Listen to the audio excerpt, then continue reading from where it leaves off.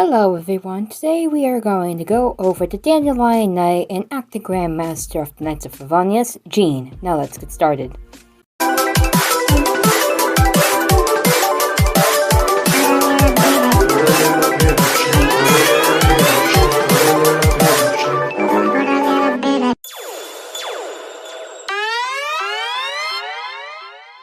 Jean Gunhilder is a playable animal character in Genshin Impact. The daughter of Frederica Gilhunder and Seamus Pegg, and the older sister of Barbara, and a descendant of the prestigious Guildhater clan, Jean is the acting Grand Master of Knights of Favonius. She is always busy handling unrest across Mondstadt and, of course, tirelessly working to maintain the City of Freedom. Her real name is Jean Gunhilder. Jean's weapon is a sword and her element is Anemo. She is a female character in Genshin Impact and her birthday is March 14th. Jean's constellation is Leo Minor, and her nation is Mondstadt. Jean has 3 affiliations, those being with the Knights of Favonius, Four Winds, and the Guildhander clan. Her special dish is the invigorating pizza, a variant of the mushroom pizza. Jean became a playable character on September 20th, 2020. The 4 reasonable voice actors of Jean in the 4 localizations of Genshin Impact are Stephanie Sutherland in English, Su Lin in Chinese, Chiwa Saito in Japanese, and An Young-mi in Korean. Jean goes by 3 titles in Genshin Impact, those being the Dandelion Knight, Acting Grand Master, and Lion Fang Knight. Jean has a tall, athletic build and fair skin. She has gray-blue eyes and medium-length gold blonde hair tied back into a ponytail with a black bow. On her ears, she wears a pair of gold cross earrings. She wears a white, blue, black, and red stripeless shirt with a gold symbol and lining around a long blue tailcoat attached to it. A pair of separate white sleeves, and a short blue and gold choker with a light blue inner lining attached to a white separate collar with black lining, a white tights embellished with gold diamonds dotted pattern, and a pair of white high-heeled knee boots with gold patterns and black heels. She also wears a pair of blue gauntlets. Her artwork depicts her wielding a ascended Favonius sword, a silver and blue sword with a gold grip in the shape of a spirit bird wing, set with a sky blue gem. Her outfit, Favonius Devotion, is described to be a neat and smart, also symbolizes her chivalry. Her summer outfit, Sea Breeze Dandelion, is described to be light and cool, but no less elegant and is considered to be perfect for a trip to the seaside. As the acting Grand Master of the Knights of Favonius, Jean takes all of her responsibilities and duties assorted with the world seriously. Regardless of how minor the tasks may seem, such as finding a lost cat. Due to this, Jean often exhausts herself trying to complete commissions from the locals, much to her concern of her fellow members. Her devotion to her duties stem from 2 reasons: her upbringing as a child and Varka's teachings. Even though she constantly takes his duties lightly, his relaxed and unruly personality has contributed to her growth. She also shows no resentment towards her ability, instead vowing to ensure that the city will be more prestigious and welcoming when he returns. Her work aesthetic makes her well liked by both Mondstadt citizens and her fellow members, and is noticed by other organizations, although she prefers using peaceful methods to solve problems, she will not hesitate to use force if necessary. She sees Vanessa as a role model because of her exploits and how she left an impressive legacy behind and works tirelessly to maintain her legacy and Mondstadt's safety. Whenever she feels troubled or confused, she often heads to the great tree in Moonrise. She has a habit of calling Diluc her senior even well after he left the Knights. Despite this, she acknowledges that both share the same vision of protecting Mondstadt. Favonius Blade Work is Jean's normal attack. The normal attack can perform up to 5 constructive strikes, while the charge attack consumes a certain amount of stamina to launch an opponent using the power of wind. Launched at opponents with slowly falling down to the ground. And the plummeting attack plunges from mid-air to strike the ground below, damaging opponents among the path and dealing AoE damage upon impact. Guild Blade is Jean's elemental skill, focusing the might of the formless wind around her blade. Jean releases a minimum storm, launching opponents in the direction she aims, dealing massive animal damage. Using hold at the cost of continued stamina consumption, Jean can command the wind world to pull surrounding opponents to the object towards her front.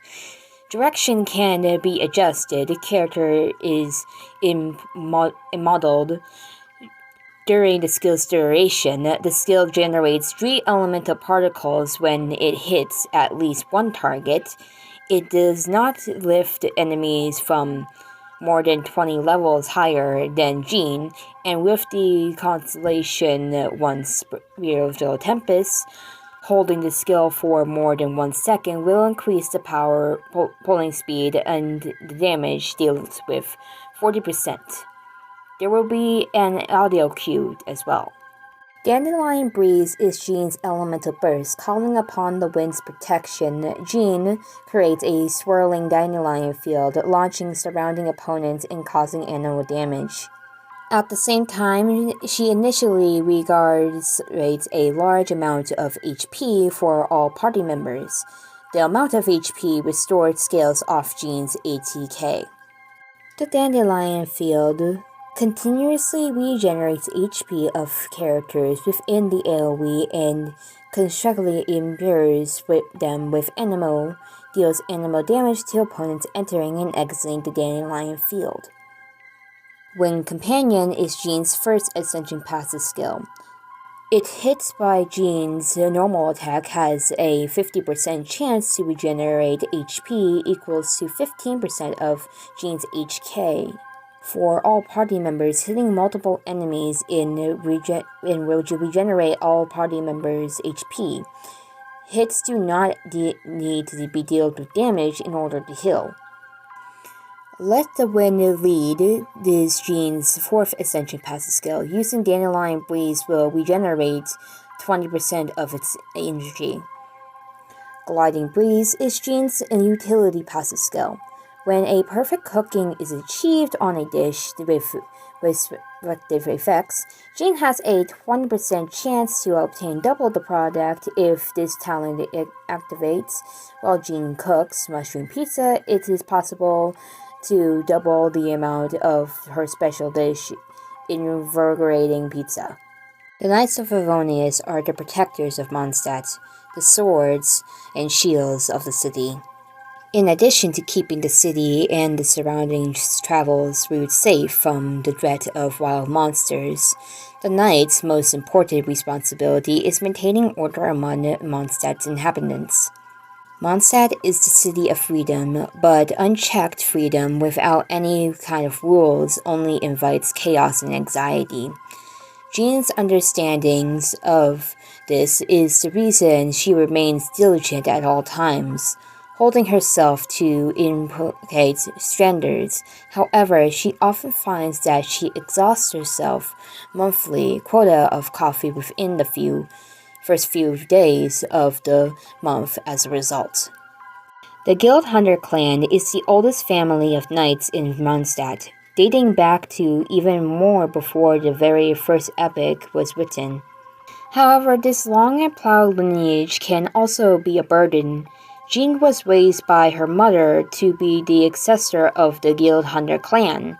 She was trained in all things a knight must know and all the qualities they must exhibit, from discipline to etiquette and conduct to knowledge of history and ballads, as well as maintaining peak swordsmanship and physical fitness. Only by upholding the standard can Jean carry the mantle of a Gildhunter clan, whose motto is, "For Mondstadt as always." Some time ago, there was a joke commonly told in Mondstadt's taverns. A Gildhunter learns to say, "For Mondstadt as always," before learning to say "mommy." As a child, Jean once lifted her head up from the book she was reading, Breeze Amidst the Forest, ballet section, and saw the other children her age happily playing with pinwheels outside the window. The young Jean knew at that moment what her family motto meant to her.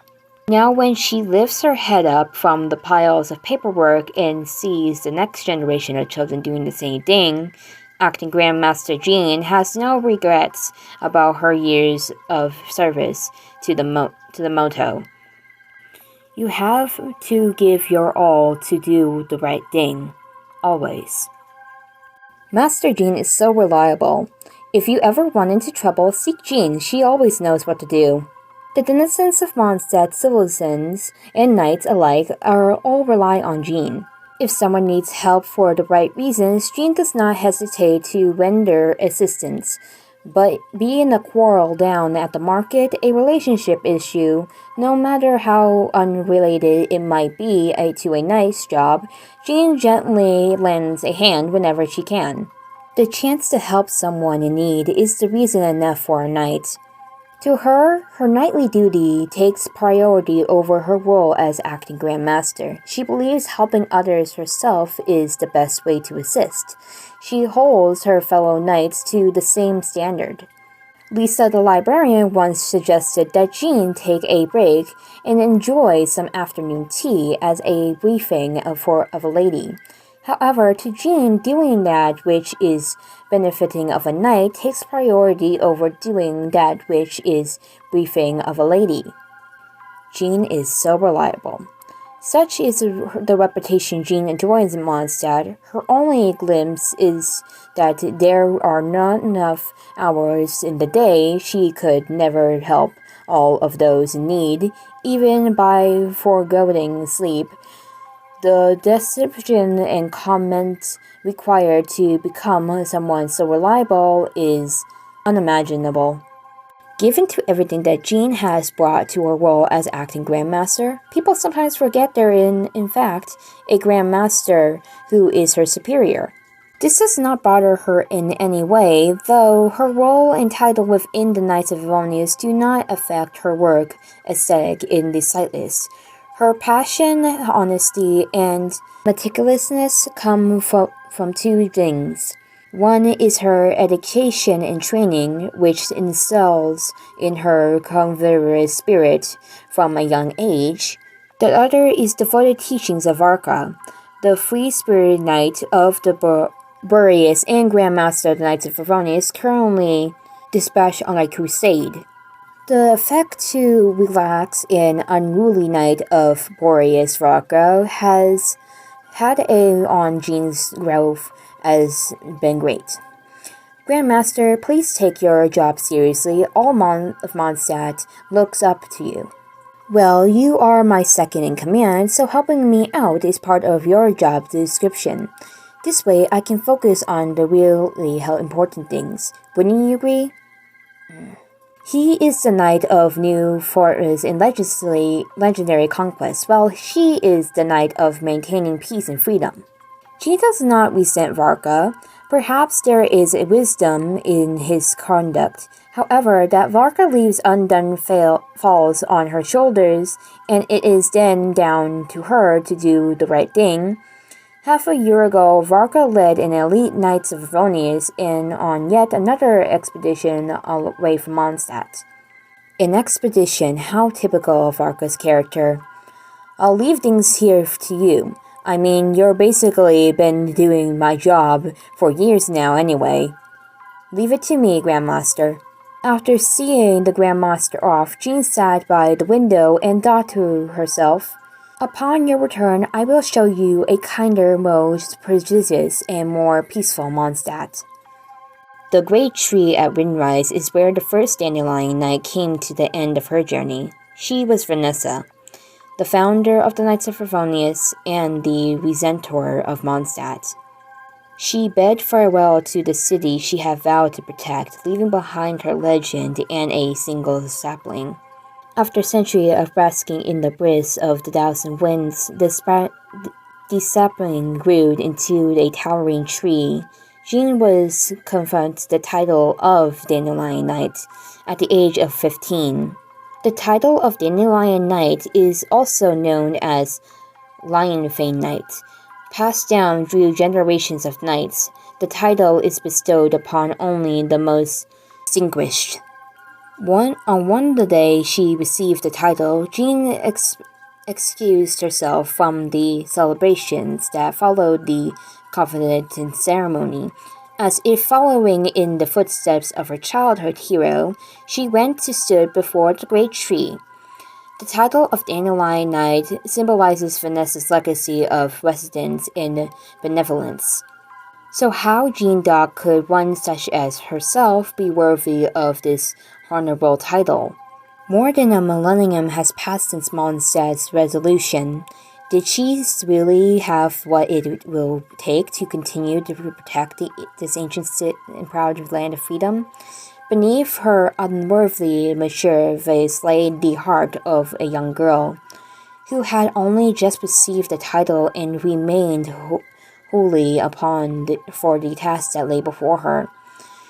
The wind blew from far away, and she felt it flow within her as it gently whisked away for her doubts and worries, leaving with her in an unwavering devotion for Mondstadt, as always, to become a warrior as kind and as determined as Vanessa, to fight for her people and for freedom. Yes, was true the meaning of her. Simple family motto to the day whenever Jean feels waverly or feels herself beginning to waver, she comes and stands before the tree and lets the wind conceal her once more. It carries away her fatigue, so that she may once more have the strength to carry on. The great tree at Windrise marked the end of the first Lionfang Knight's journey, so too does it symbolize the beginning of Jean's. Master Jean has a secret. The Guildhunter clan is a veritable knightly house. This prideful blood comes from Jean's mother, Frederica. Jean's father, on the other hand, is Shameless Peg, an adventurer famed throughout the continent. When he came to Mondstadt, he destined off his past self and started anew with the Church of Favonius, and ascended to the high office within it, becoming known as the Cathedral of Daybreak. The two lovers eventually parted ways. Young Jean, holding her mother's hand, would watch her silhouetted father and her sister Barbara grew even more distant.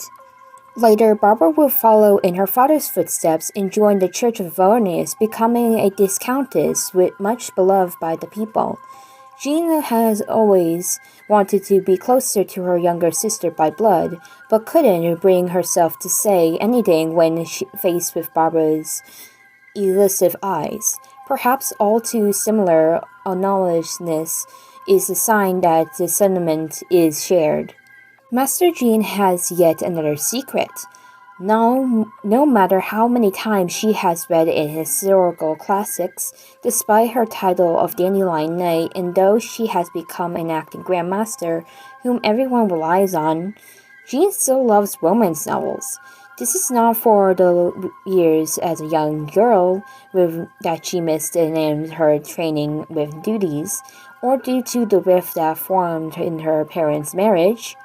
Jean simply yearns for the momental affection spoken in stories, for those emotions to be suitable in fragile as aspire silk. As a knight, she must put Mondstadt and the Knights of Favonius first.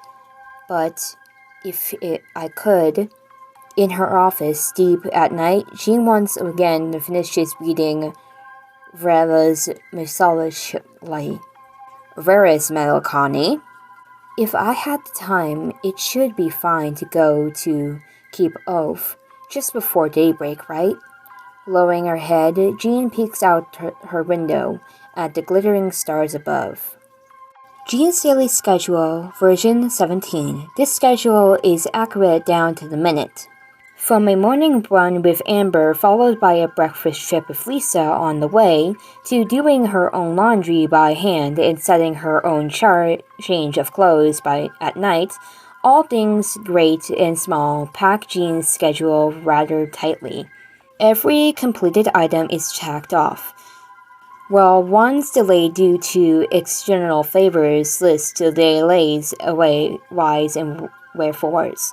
Next to the item, Mondstadt's public financial review, delay due to a bout of illness, is written by the following: completed at 3 a.m., end of the month book, purchase award is cancelled. Jean sometimes thinks this inspiration for the schedule may have been the training program her mother drew upon for her 10 years ago. If one were to go by skill alone, Jean has long become one of the best swordsmen in Mondstadt.